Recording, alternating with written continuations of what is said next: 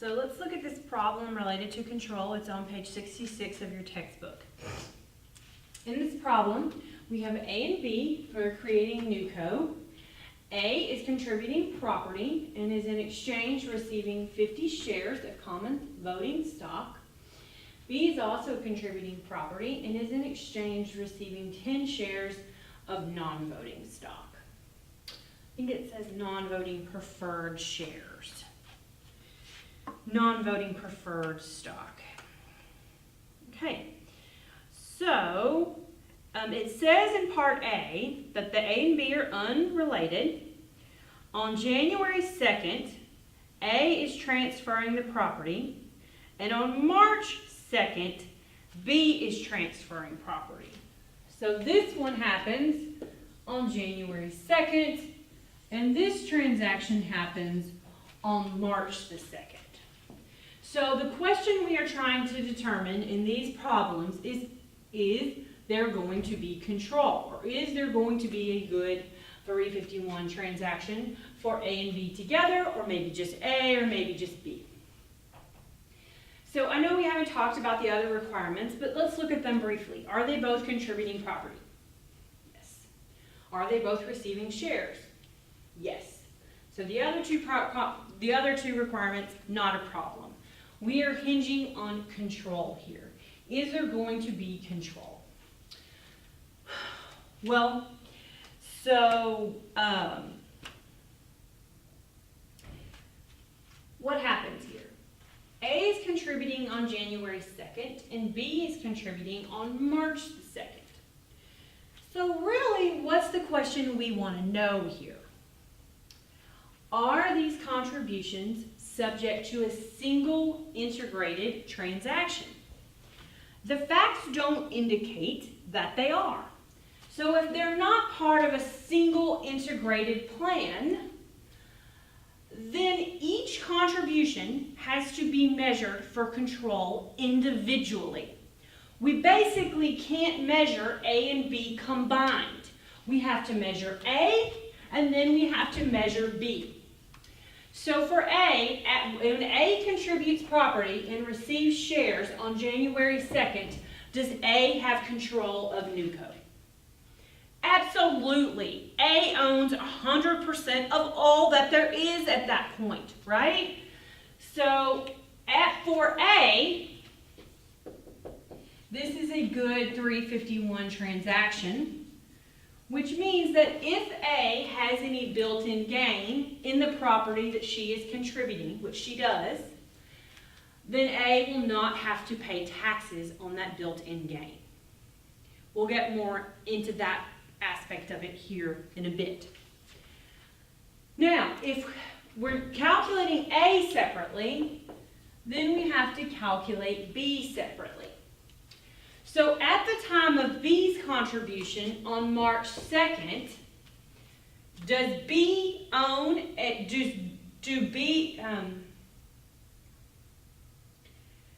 does B own at least 80% of non-voting shares?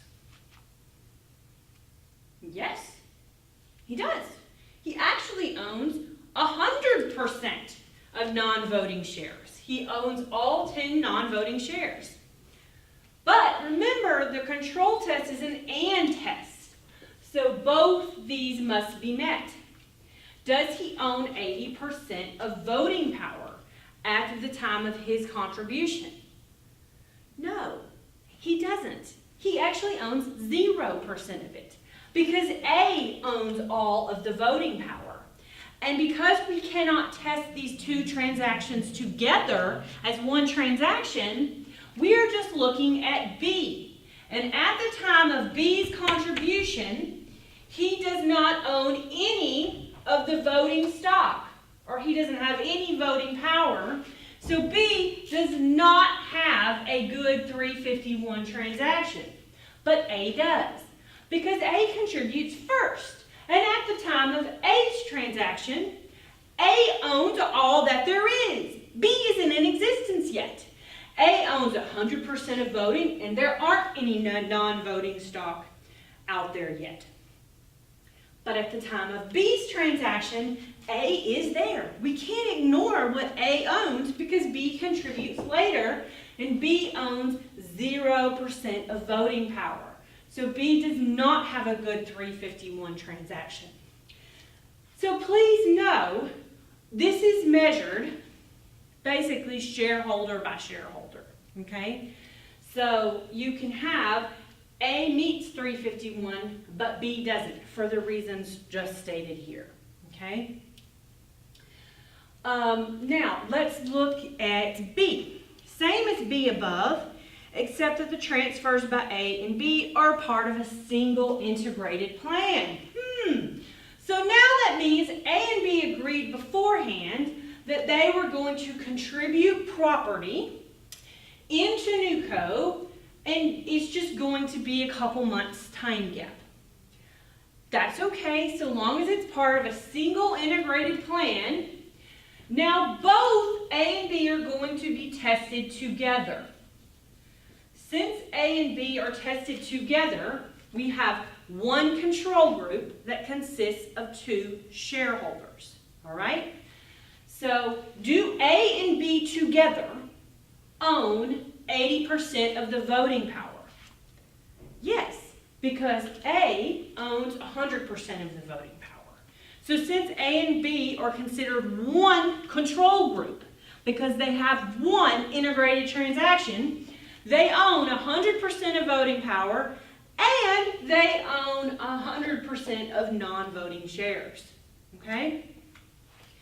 So they're both going to qualify for the 351 transaction here. Next, question C. Same as B above, so we're assuming an integrated plan, except A transferred 25 of her 50 shares to her daughter, D, as a gift on March 5th. What if A's gift to D were on January 5th? So now we have the possibility of a gift of 25 shares by A on March 25th or on January 5th.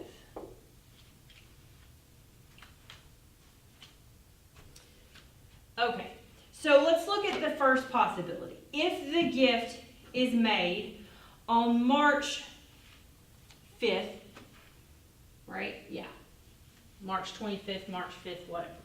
It's after both A and B's contribution, okay? So it's made after both of the contributions. Is that going to affect A and B's 351 transaction? No, it is not going to affect anything, okay?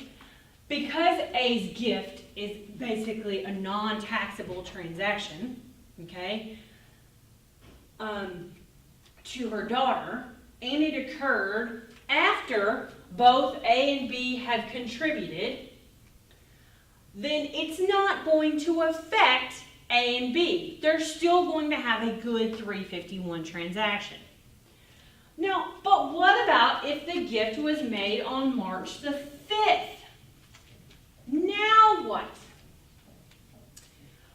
Well, so as of March the 5th, A owned 100% of all that there was.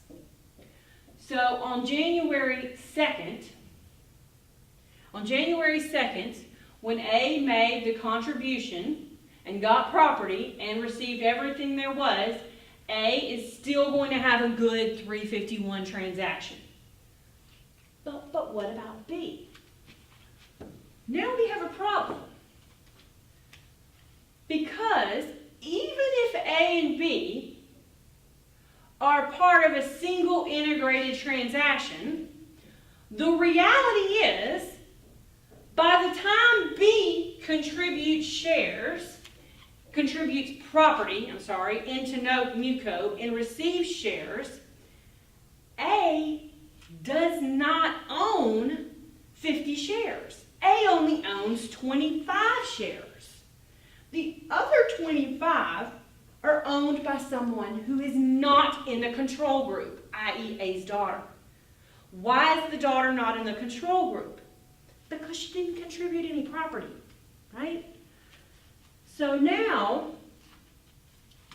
if we have the shares being gifted to the daughter as of January 5th, B is not going to get a good 351 transaction. Because at the time of his contribution, A only owned 50% of the voting power, which is not 80%. Although we get to count, because A and B are part of an integrated transaction, we get to count what A owns, because A and B are still part of the same control group here. Remember? Because we're assuming it was part of a single integrated transaction. So B still gets to count what A has. The problem here is by the time B makes his contribution, A only has 25 shares. And the other 25 are owned by somebody who is not in the control group. So, last question. Same as B above, so we're assuming a single integrated transaction, except that 2 months after B's transfer, A sold 15 shares to E pursuant to a pre-existing oral understanding under which NewCo would have not been formed. So what that means is A and B are still in a single integrated plan, except that A sells 15 shares to E pursuant to a pre-existing agreement. Right? This is the Intermountain Lumber case. So this is a taxable sale pursuant to a pre-existing agreement, and it happens 2 months after March 2nd. What does that mean? So A and B are still part of a single integrated group. But how much do A and B own jointly? How much do they own? Well, remember, we test control immediately after the exchange. So this is kind of the first time you are seeing that step transaction doctrine, which we talked about in chapter 1, come into play. We are going to step together this sale with A's contribution. So what that effectively means is A does not own 50 shares at the time of measuring control. How many shares does A own? 35. So the question is, A and B are the control group. How many what's their percentage that they own of non-voting shares? Still 100% non-voting. What do they own of voting power? Since A is effectively treated as not owning all 50 of those shares at the time of B's contribution, they are only treated as owning 35 of 50 shares. Why? Because we are stepping together this sale pursuant to a pre-existing agreement with this 351 or supposed anticipated 351 transaction. The IRS is going to say these two things are really related. So A, you really never had 50 shares. You really only had 35 because you were planning all along to sell them to E, or 15 of them. So is 35 over 50 80%? No, it is not. So they are not going to meet this part of the test, and neither one of them are going to get a good 351 transaction under this arrangement. Okay, that's kind of it on control.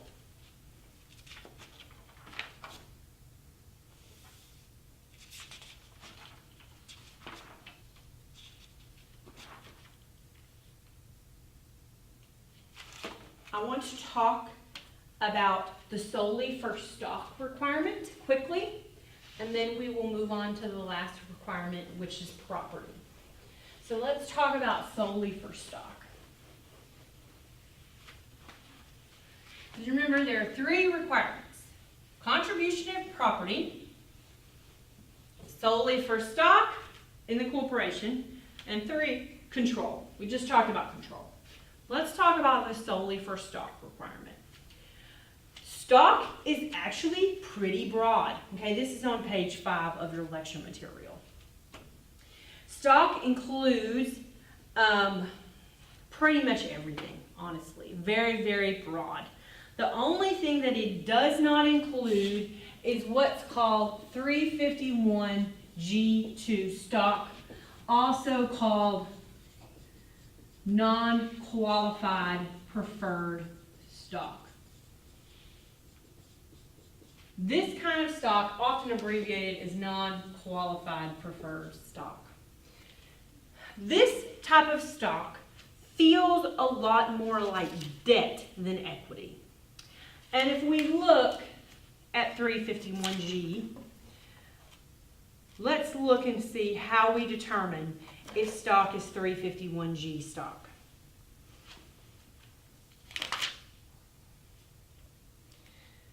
The term non-qualified preferred stock means preferred stock if the holder of such stock has the right to require the issuer to redeem or purchase the stock. The issuer or a related person is required to redeem or purchase the stock. The issuer or a related person has the right to redeem or purchase the stock, and as of the issue date, it is more likely than not that it will be exercised, or the dividend rate on such stock varies in whole or in part with reference to interest rates. So it is something that really has a lot more debt-like qualities than equity qualities. This is the only type of stock that they cannot receive. If it just by receiving preferred stock alone, that's not a problem. Just by receiving non-voting preferred stock, that's not a problem. What is a problem is if they're receiving non-qualified preferred stock. And it's really a problem if that's all that they're receiving. They could be receiving this in addition to regular preferred stock and might still probably be okay. But if this is all that they're receiving, then that's not going to qualify as the solely for stock requirement.